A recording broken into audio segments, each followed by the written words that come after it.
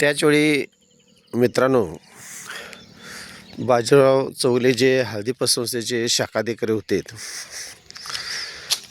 त्यांच्या पण डोक्यामध्ये फार विचार चालले होते की ही जी काय सद्गुरू पतसंस्था हळदीमध्ये आहे ती शाखा होती आणि जे काही त्यांना निर्णय घ्यायचे होते, कर्ज वाटपाचे असतील किंवा ठेवी ठेवण्याचे असतील, आणि संपूर्ण कष्ट हे संपूर्ण त्या शाखा टीमचं होतं. आणि नियोजन फक्त हे वर मेन शाखा ज्यांनी संस्था काढली त्यांचं असायचं, संस्थापकांचं. त्यामुळं जे शाखाधिकारी संस्थापक होते बाजीराव चौगुले आणि त्यांची काही टीमवर्क होती, त्यामध्ये सदस्य होते, त्यांनी असा निर्णय घेण्याचा ठरवला किंवा कदाचित तो बाजीराव चौगुले यांचा असेल की ही शाखा अशीच चालू ठेवून ती त्यांचेच पाहुणे, म्हणजे आपले पण ते पाहुणेच लागत होते. कांडगावमध्ये त्यांची साईबाबा नागरी सहकारी पतसंस्था ही संस्था एक काही कारणास्तव बंद अवस्थेत होती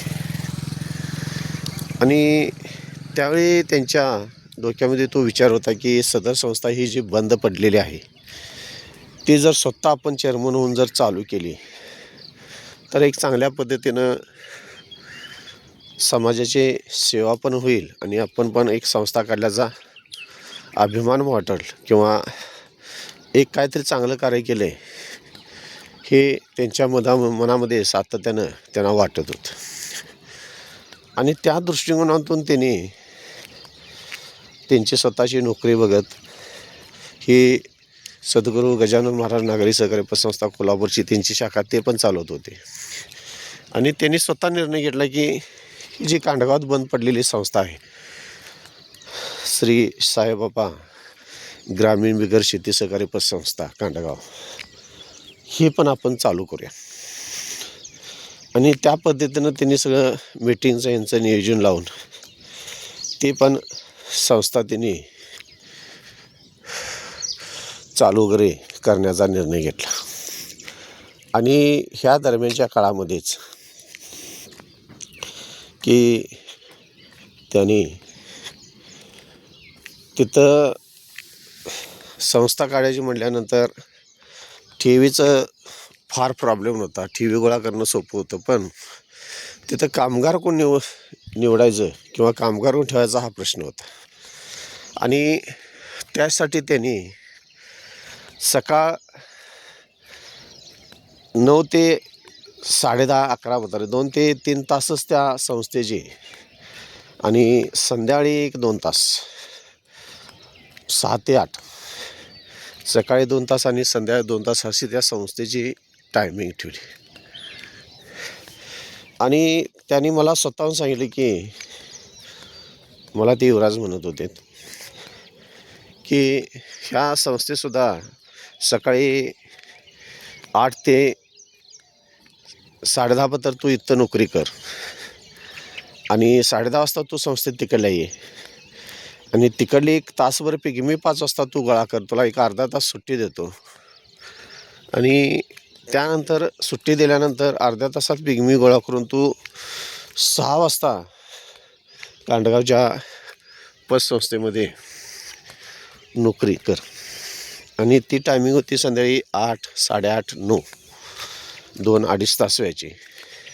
आणि त्या पद्धतीनं पिगमीचं कलेक्शनसुद्धा चांगल्या पद्धतीनं होत होतं, कारण हे कलेक्शन 5-6 हजार दिवसाला कलेक्शन हे होत होतं. अशा पद्धतीनं कलेक्शन करत असताना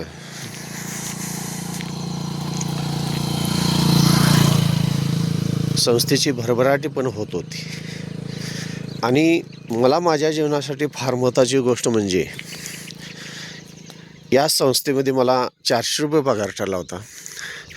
आणि साईबाबा पतसंस्थेमध्ये, आणि कांडगावची हळदीची जी पतसंस्था आहे गजानन महाराज पतसंस्था, तिथं 600 रुपये पगार ठरला होता आणि माझी पिगमी 300-400-500 रुपये पत्र माझी पिगमी गोळा होत होती, म्हणजे कमिशन मिळत होतं 400-500 रुपये. अशा पद्धतीनं ॲट ए टाईम सकाळी 8-8:30 वाजता डबा घेऊन बाहेर पडला की संध्याकाळी 9-9:30पर्यंत मला 1000 ते 1,500 रुपये तर त्यावेळी पगार पडवतात. आणि वैशिष्ट्य म्हणजे की माझ्याबरोबर जी क्लार्क म्हणून मुलं काम करत होती त्यांनी फक्त 600 रुपयेच पगार घेत होती. सांगण्याचा उद्देश आहे की आयुष्यामध्ये जर आपण कष्ट करायचं ठरलं तर माणूस कमी पडत नाही. फक्त आपण आपल्या मनाची इच्छा पाहिजे की आपण आयुष्यामध्ये जितकं राबता येईल, जितकं कष्ट करता येईल तितकं करण्याचा प्रयत्न केला पाहिजे. आणि त्यावेळीपासून मी त्या दोन्ही संस्था मी सांभाळत होतो. इथं मॅनेजर म्हणून काम करत होतो आणि त्याचवेळी त्या संस्थेमध्ये क्लार्क म्हणून काम करत होतो. एक समाधान होते की पगार कमी होता तरीसुद्धा एक मला वरचं कुठलं तरी पद क्लार्कपेक्षा, पिगमी एजंटपेक्षा वरचं कोणतं तरी पद मिळालं ह्याचं फार मोठं समाधान वाटतं. आणि जीवनामध्ये हा दुसरा माझा टप्पा होता की पिगमी एजंटचा क्लार्क आणि क्लार्कचा मी मॅनेजर झालो होतो. ह्या पद्धतीनं छानपैकी माझं आयुष्य सुंदर आणि थोडंफार माझ्या जीवनासाठी, संसारासाठी 4 पैसे मिळत होते. झालेला माझा थोडाफार तो अपमान मी कधीच विसरून गेलो होतो, कारण बाजीराव चौगलेंनी थोडंसं माझं सांत्वन केलं होतं की आयुष्यामध्ये अनेक वाईट वस्तू किंवा अनेक वाईट वस्तू आपल्या जीवनामध्ये घडत असतात आणि सगळ्याकडे जर आपण लक्ष दिलं तर हा समाज चांगल्या व्यक्तीला जगू देत नाही आणि आपण आपल्या मार्गानं जायचं आहे. आपली चूक नव्हती, विसरून जायचं आहे. चूक होती का नव्हती हे बरोबर जर करत बसलो तर आपण आपल्या जीवनापासून थोडंसं दूर भरकटत जाण्याचा प्रयत्न किंवा वेगळा विचार होण्याचा प्रयत्न होतो. त्यामुळं जे आहे त्याच्याशी तोंड देत जाणं ही जीवनामध्ये फार महत्त्वाची गोष्ट असते. आणि त्यांचे काही जर विचार ऐकून मी थोडंसं आपण आपल्या मिळकतीवर मी लक्ष केंद्रित केलं होतं आणि त्या पद्धतीनं छानपैकी सगळं सुरू होतं. काही वेळा वाटत होतं की खरोखर त्यावेळी मला समाधान आणि अतिशय आनंद होता की एक रुटीनमध्ये आपण आहोत आणि 4 पैसे मिळत आहोत आणि मान सन्मानाची नोकरी होती. त्यावेळी पतसंस्थामध्ये काम करणे म्हणजे बँकेत नोकरी गेल्यासारखं होतं. आणि एक थोडं जीवनामध्ये एक चांगला मार्ग मिळालेला होता आणि त्या मार्गावर मी सातत्यानं जाण्याचा प्रयत्न करत होतो. त्यानंतर जे काय माझ्या पुढच्या आयुष्यामध्ये जे घडलं मित्रांनो ते पुढच्या ब्लॉगमध्ये मी